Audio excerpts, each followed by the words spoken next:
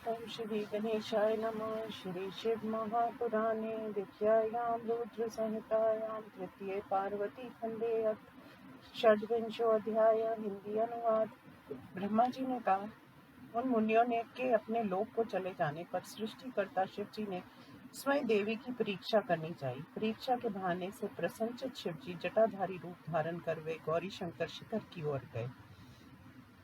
अत्यंत वृद्ध ब्राह्मण का वेश धारण कर अपने तेज से प्रकाशित मन से प्रसन्न हाथ में छत्र तथा दंड धारण कर वहां गए। सखियों से घिरी हुई देवी को वेदी के ऊपर बैठी हुई चंद्रमा की कला के सदृश देखा। ब्रह्मचारी वेशधारी भक्त वत्सल शिव जी उस देवी को देखकर प्रेम से उसके पास गए। अद्भुत तेज से युक्त ब्राह्मण के पास में आया हुआ देखकर देवी शिवा ने पूजा सामग्री से उनकी पूजा की। अत्यंत प्रेम से तथा विधि विधान से उनका सत्कार कर पार्वती ने उस ब्राह्मण से आदर पूर्वक कुशल पूछी। पार्वती ने कहा, ब्रह्मचारी वेश धारण किए कौन है, कहाँ से आए हैं? वेदों के जानने वाले, आपके तेज से ये वन प्रकाशित हो रहा है। ब्राह्मण ने कहा, मैं ब्राह्मण शरीर वाला विद्वान तपस्वी, दूसरों को सुख देने वाला, उपकारी तथा अपनी इच्छा अनुसार इधर उधर विचरण करने वाला हूँ। तुम कौन हो, किसकी कन्या हो, किस लिए इस निर्जन वन में कठोर तप कर रही हो जो मुनिजनों के लिए भी कठिन है? ना तो तुम बाला हो और ना तुम वृद्धा हो, तुम तो सुंदर युवती हो। पति के बिना तुम किस लिए कठोर तप कर रही हो? हे सुंदरी, हे तपस्विनी, क्या तुम किसी की पत्नी हो जो तुम्हारा पालन पोषण नहीं करता और कहीं चला गया? बोलो, तुम किसके कुल में पैदा हुई हो? तुम्हारे पिता कौन है? तुम्हारा नाम क्या है? तुम तो अत्यंत सौभाग्यशाली हो। तुम तो व्यर्थ ही तप कर रही हो। क्या तुम वेदों के को जन्म देने वाली सावित्री हो या लक्ष्मी हो अथवा सरस्वती हो? इनके बीच में तुम कौन हो, मैं जानना चाहता हूँ। पार्वती ने कहा, हे ब्राह्मण, ना मैं सावित्री हूँ, ना लक्ष्मी और ना सरस्वती हूँ। मैं तो हिमालय की पुत्री पार्वती हूँ। मैं पहले जन्म में दक्ष प्रजापति की कन्या सती थी। मेरे पिता ने मेरे पति की निंदा की तो मैंने योगाग्नि द्वारा शरीर छोड़ दिया था।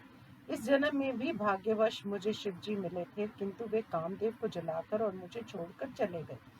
उनके चले जाने पर मानसिक कष्ट से घबरा कर तपस्या करने का दृढ़ संकल्प कर पिता के घर से स्वर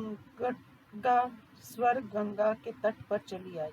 बहुत समय तक कठोर तप करने पर भी अपने पति को ना पाकर अग्नि में प्रवेश करना चाह रही थी। आपको देखकर कुछ देर रुक गई हूँ। आप जाइए, मैं अग्नि में प्रवेश करना चाहती हूँ। मुझे शिव जी ने स्वीकार नहीं किया। जहाँ जहाँ मैं जन्म लूंगी, शिव जी को ही पति के रूप में वरूंगी।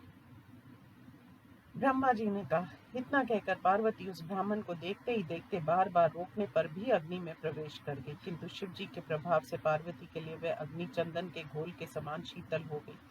थोड़ी देर उस आग के भीतर रहकर जब दाहक शक्ति रहित उसे देखा तो वह आकाश की ओर उछलने को तैयार हुई, तो हंसते हुए शिव रूपी ब्राह्मण ने उससे फिर पूछा।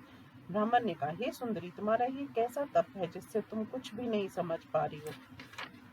न आग ने तुम्हारा शरीर ही जलाया और न तुम्हारी इच्छा ही पूर्ण हुई, इसलिए तुम अपने मनोरथ को सही रूप में संपूर्ण आनंदों को देने वाले मुझ ब्राह्मण को के सामने कहो। हे देवी, विधि पूर्वक तुम अपने मन की बातें कहो। मेरी तुमसे मित्रता हो गई है, अंत मुझसे कुछ मत छिपाओ। हे देवी, तुम कौन सा वर चाहती हो, मैं तुमसे पूछना चाहता हूँ, क्योंकि मुझे संपूर्ण फल तुम्हारे में ही दिखलाई देता है। यदि दूसरे के लिए तुम तप कर रही हो तो किया करो। रतन तुम्हारे हाथ में है, उसे छोड़कर कांच का संग्रह व्यर्थ होता है। इस प्रकार अपनी सुंदरता को तुमने वस्त्र आदि हटाकर चर्म आदि को क्यों व्यर्थ धारण कर डाला? इस तप का वास्तविक सब कारण बतलाओ, जिसे सुनकर मैं ब्राह्मण प्रसन्न हो सकूं।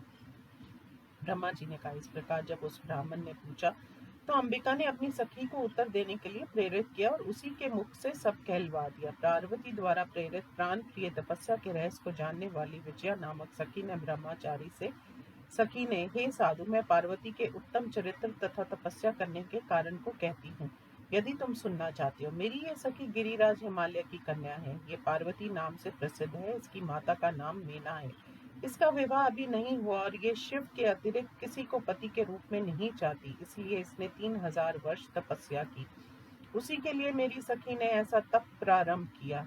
हे साधु विप्रवर, इसका कारण मैं कहती हूँ, तुम सुनो। ब्रह्मा, विष्णु, इंद्र आदि प्रमुख देवताओं को छोड़कर वह पार्वती केवल पिनाक पानी भगवान शिव को पति के रूप में प्राप्त करना चाहती है। हे विप्र, इस मेरी सखी ने पहले जो वृक्ष लगाए थे उन सब में फूल फल आदि सब लग चुके हैं। इसके रूप की सफलता के लिए, पिता के वंश को सुशोभित करने के लिए तथा महेश को लक्ष्य कर कामदेव के अनुग्रह के लिए मेरी ये सखी नारद के उपदेश से कठोर तप कर रही है। ना मालूम इसका मनोरथ पूरा क्यों नहीं हो रहा है।